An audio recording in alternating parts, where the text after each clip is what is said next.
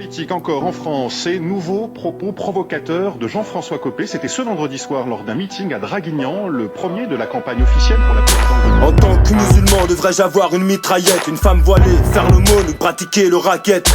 Des conversions rapides, les médecins disent état d'hypnose. Si comme moi t'as rêvé de Bin Laden, en revanche d'armes tu disposes. Pour peut-être tuer un juif, mais ça n'aide pas la Palestine. Cause mondiale qui se passe de fanatisme. Il vaut mieux porter la laine, pas la calache à l'Éden. Monter aux cieux, s'apercevoir que les pieux sont indemnes. Pourquoi chercher si les moudjahidines valaient mieux que les gens du banc? Les musulmans n'ont pas coutume de tuer les innocents. Es-tu sûr que ta secte pratique le djihad? C'est une guerre perpétuelle où la cible est un détail.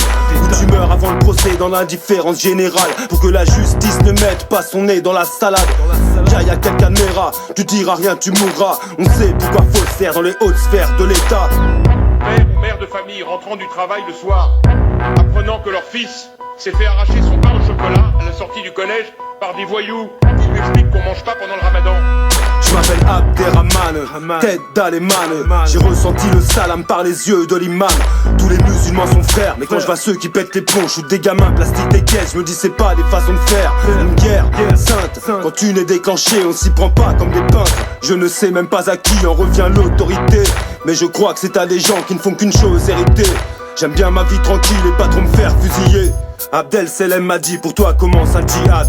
En forme de rappel, c'était une mise en garde. On abaisse tous nos crânes, mais s'entraîner à tuer n'est pas un pilier de l'islam. En sortant de la mosquée, je dois faire gaffe à qui me parle. Un frère m'a prévenu de ne pas être influençable. De la Normandie à Meknès, je me tiens loin de cette détresse. Force de l'ordre et forcenés n'ont pas accès à ma forteresse. Jean-François Copé, un discours très offensif qui ne devrait pas manquer de faire réagir associations et hommes et femmes politiques.